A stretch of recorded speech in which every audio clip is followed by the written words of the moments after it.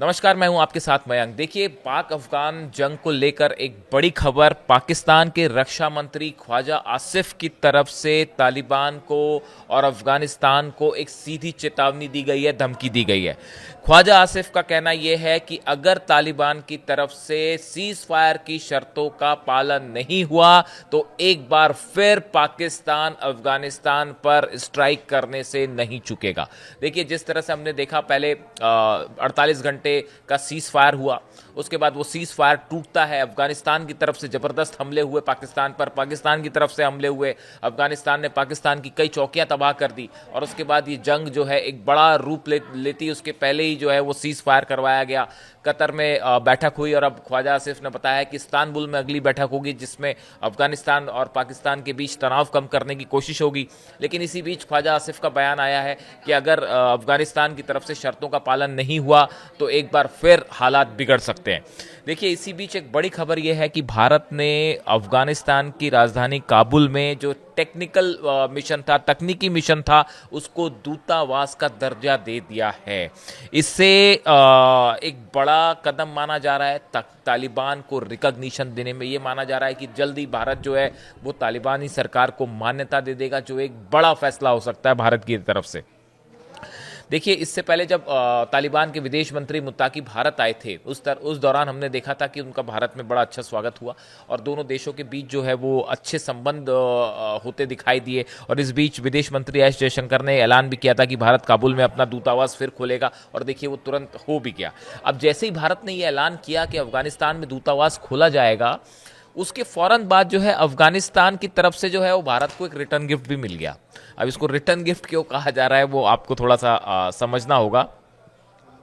देखिए, अफगानिस्तान के विदेश मंत्री की भारत यात्रा के दौरान दिए गए फैसले के अनुरूप भारत ने काबुल में अपना जो है वो दूतावास खोल दिया, उसका ऐलान कर दिया। और इस दौरान जो है इसके फौरन बाद तालिबान सरकार के उप प्रधानमंत्री मुल्ला Abdul Ghani Baradar Tapi gas pipeline project पहुंच गए। और ये वो प्रोजेक्ट है जो तुर्कमेनिस्तान, अफगानिस्तान, पाकिस्तान और भारत को जोड़ने वाली गैस पाइपलाइन है। बेसिकली यह भारत के लिए गेम चेंजर साबित हो सकता है और इस बार तुर्कमेनिस्तान भी पूरी ताकत से इसमें शामिल है। अगर ये प्रोजेक्ट पूरा होता है, इससे तुर्कमेनिस्तान, अफगानिस्तान, भारत को बड़ा फायदा हो सकता है। देखिए, तापी पाइपलाइन का काम अफगानिस्तान में पिछले साल से चल रहा है। अफगानिस्तान सरकार के मुताबिक अब तक अफगान जमीन पर 14 किलोमीटर पाइपलाइन पूरी हो चुकी है और लगभग 70 किलोमीटर पाइपलाइन लगाने की तैयारी हो चुकी है। तुर्कमेनिस्तान से गैस पाइपलाइन की बड़ी सामग्री भी अफगानिस्तान भेजी जा चुकी है। अफगान अधिकारी जो है रिप्रेजेंटेटिव, उनकी तरफ से कहना है कि जैसे ही पाइपलाइन हेरात तक पहुंचेगी, अफगानिस्तान और तुर्कमेनिस्तान के बीच गैस सीधे मिल सकेगी। ये एक बड़ा कदम होगा इस दिशा में।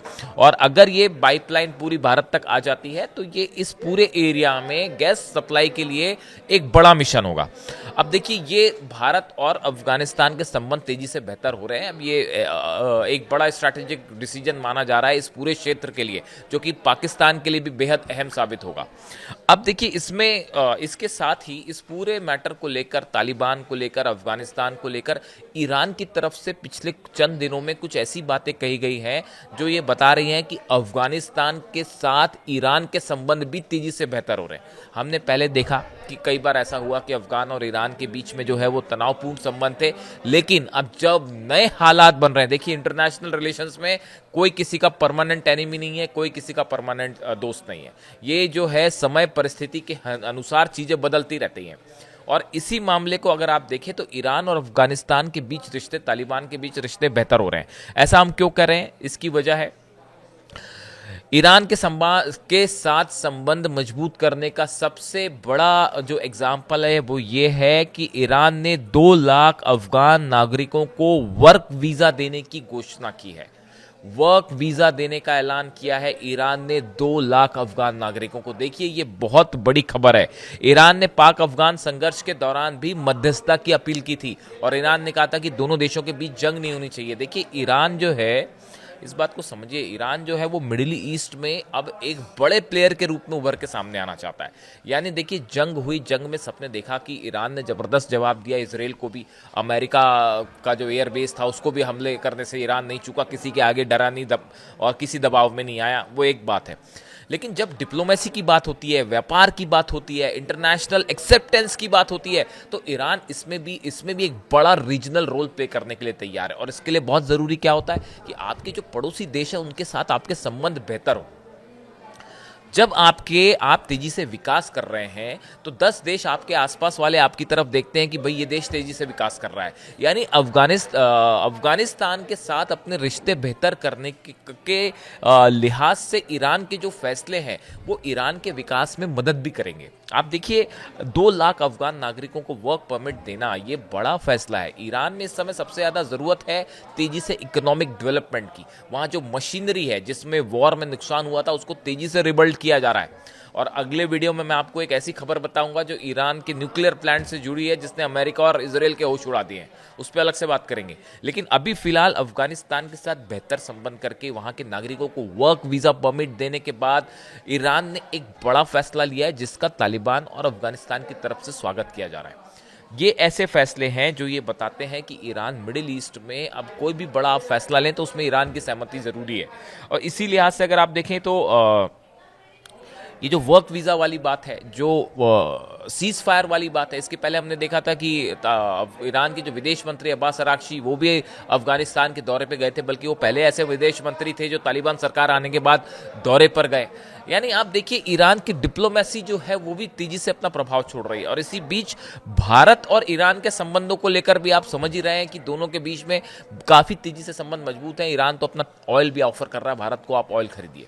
ऐसे हालात में भारत और ईरान दोनों के संबंध मजबूत हो रहे हैं तालिबान और अफगानिस्तान से, जो कि इस पूरे रीजन में एक बड़ा प्रभाव छोड़ सकते हैं। और अगर ये तापी गैस पाइपलाइन होती है तो इनसे सब देशों को फायदा होगा जितने इसमें इन्वॉल्वमेंट रखते हैं। तो अब आगे ये देखना है कि अफगानिस्तान और पाकिस्तान के टर्म्स कैसे रहते हैं, भारत और अफगानिस्तान के टर्म्स कैसे रहते हैं, ईरान और अफगानिस्तान के संबंध कितने मजबूत होते हैं। ये इस पूरे इलाके की पॉलिटिक्स में एक बेहद अहम रोल प्ले करेंगे। इससे जुड़ी जो भी जानकारी होगी आप तक पहुंचाएंगे। भारत अफगान संबंधों को लेकर आपकी क्या राय है? क्या आपको लगता है कि भारत के साथ संबंध मजबूत करना एक सही फैसला है और इसमें और बेहतरी आनी चाहिए? आपकी क्या राय है? आप जरूर बताइए। Thank you so much.